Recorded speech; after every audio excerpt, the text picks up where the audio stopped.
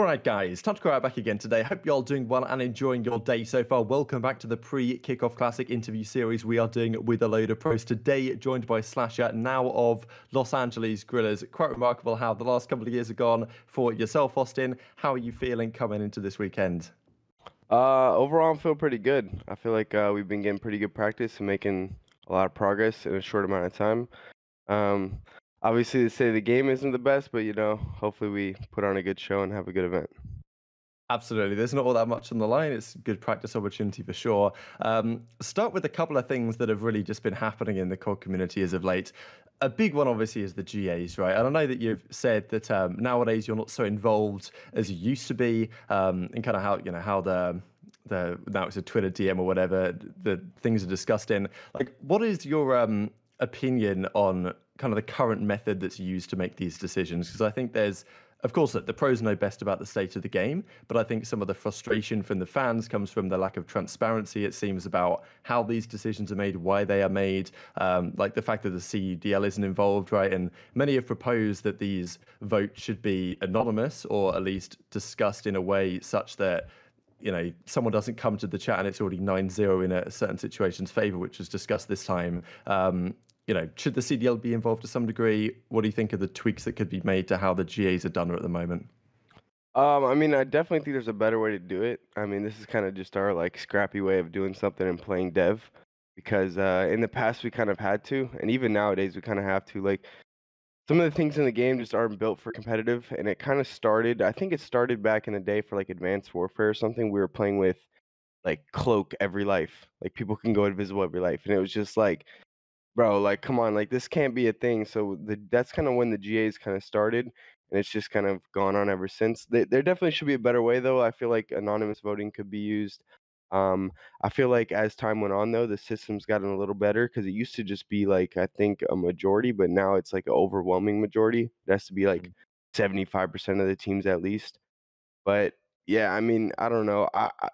Speaking just on the sniper GA specifically, I wasn't really too worried about it. I think the smoke's a bigger issue because of the one ways and stuff like that.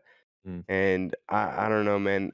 I just kind of stay away from it at this point, because the whole just community and everyone's opinions on it, and somehow I still get blamed to this day about it. But I just play whatever's in front of me, and that's my motto. We're not bringing the SlasheR World League back anytime soon, no? Nah, nah. I mean, I wish the game was way better when I was running things. Now I'm just kidding, but nah. I just don't even worry about it. I let whoever our rep is handle it. I don't even vote on anything, pretty much. Yeah, I think that's a good mindset, really, because especially with the state of the game, and this kind of is the second question I had, from the team perspective, how have you really found the first couple of months playing Vanguard? Because I know it's been tough for a lot of people. I mean, it's been a big talking point about LAG, the fact that all you guys, yourself, Gunless, Asim and Hook, all guys that, they're going to grind the game, put in more time than a lot of the other squads. Is it difficult to stay motivated and actually do that playing a game like Vanguard? Because Gunless has been the guy who he's always up at ridiculous o'clock playing pubs, right? That's what he used to say in World War II, that he'd play eights, play scrims, then just play pubs for 6 hours, go to bed, rinse and repeat. And I feel like I don't know, maybe I saw a tweet of him saying that it's tough to do that in this game, right? Is that affecting practice? Do you have to do other things? Is it good to take some time away from the game to actually keep your mental in check?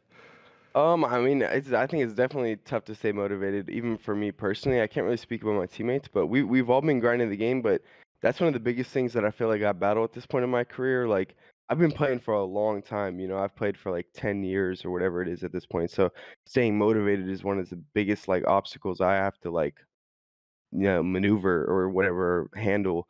And playing a game like this just makes it even harder. But I just have a high love for competition. So even on this game, I just love big time matches against good players, against the best in the world. So I'm still playing eights every night. I'm still scrimming every day. I put in as much time as anyone, and that's kind of always been my motto. I feel like it's not talked about a lot, but I've always tried to outwork everyone I'm playing against. I just feel like I put in more time watching, playing, everything like that. So I don't know. I got in Modern Warfare. I didn't, have that same motto. I got lied to and said the game was gonna change, and that ain't happening this year, bro. I'm not. I'm playing, like I said, I'm playing whatever is in front of me, and I'm motivated to win, and that's it.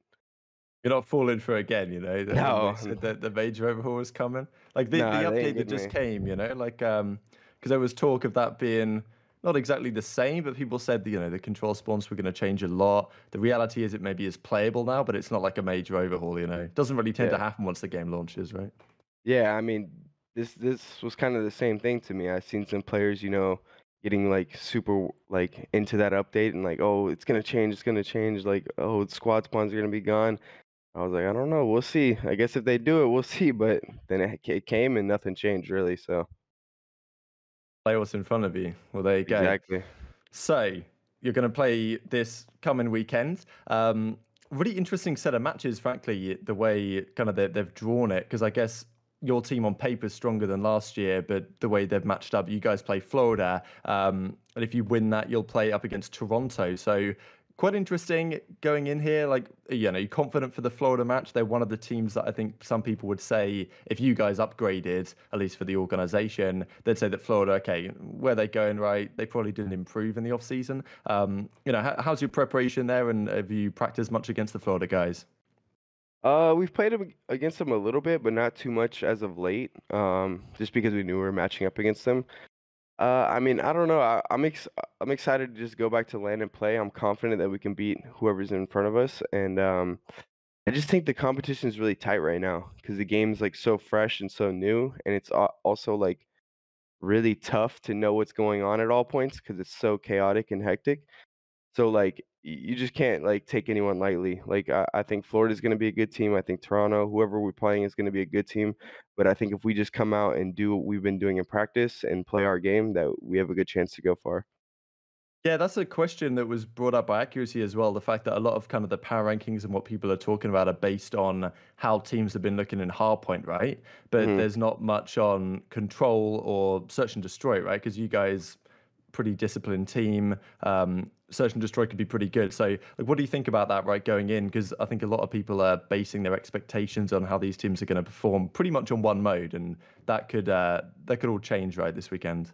Yeah, I mean that's kind of always how the early year goes. I feel like people always just do their power rankings off scrims, and only some scrims, like the streamed ones, like the OpTic Yeah, ones, yeah. or now it's the Boston scrims. So it's really tough to tell, and like you never know how good teams are gonna be, like, in a match. Like, in a match, it always changes a little bit. Like, my teams have always been, like I can't remember the last time I've been on a team that was, like, super dominant in scrims every day, but, like, I've been on great teams. So, like, just because 'cause we're not winning every scrim, doesn't mean we're not gonna be good when match comes. Like, because sometimes, like, in maps and scrims, especially me, like, I've always practiced this way. If something goes wrong, I'll start talking about it and, like, check out for the next hill or something like that because I wanna get it addressed and fixed right then, you know what I mean?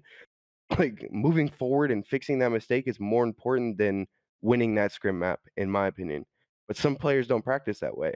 So it's really tough to say, and I don't know, also, this game right now, a lot of people are very under practice in Control and, S&D. Like, we just started playing Control 5 days ago, Mm. and the event's a week out, so, like, it's gonna be very interesting to see. That's all I'll say. Like, teams are gonna be underprepared in those modes.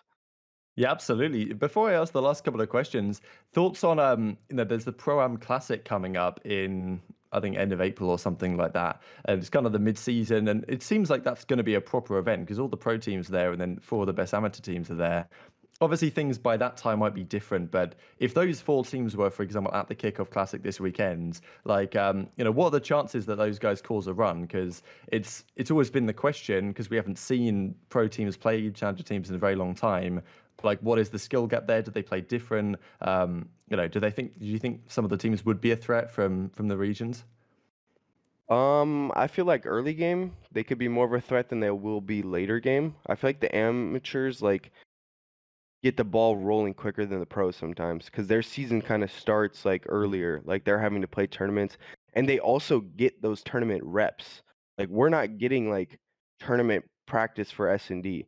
Like that's a big deal too. Is I always like feel like S&D in the pro scene is kind of tough to get good practice because like why would I show you my best strats for $0? You know what I mean? Yeah, Like yeah. why would I do that? That doesn't make any sense. So it's you never really know what people are like doing in Hiding. search that could be like hiding things or they could even be not trying in your practice sometimes, like just messing around and trying to see if you give them something, you know what I mean? So it's really tough to say. I feel like the amateurs now would have a better chance than they would later in the year, but I'm just really excited to like go back to like more like the old school Call of Duty events, like open style. It's not a full open, but you know what I mean? Like the amateurs do get a chance to play against us. And I've always liked that tournament style better and hope, someday we can go back to it. Yeah, do more of that would be good. So, Kickoff Classic, which team the most, I mean, you can have multiple, are you most relishing the chance to beat? Because, of course, look, there's the whole LA Thieves stuff, Yeah. accuracy's in the next room. Like, who's top of the list? I mean, I definitely think top of the list for me would probably be Thieves, but I mean, I'm trying to win an event, like not just beat a team, like so. And I think like winning an event right now means you have to beat like FaZe or OpTic or something like that. So any of those teams, I mean, beating Lamar too, like he's my roommate, would be fun. There'd be some friendly little banter there when we come back to the room. But yeah, I'd say like one of the top teams because I'm trying to win. That's a very good answer.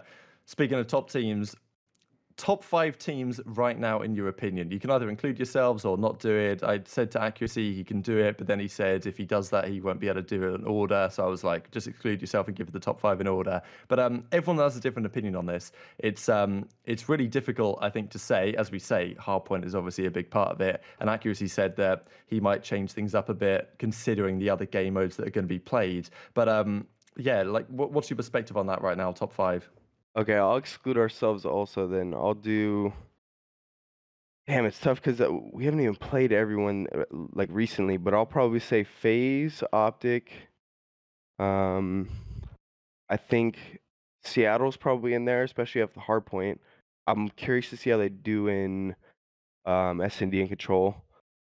Um, who else has been consistently playing well? I feel like even Boston might be like a sneak like into the 5th spot right now.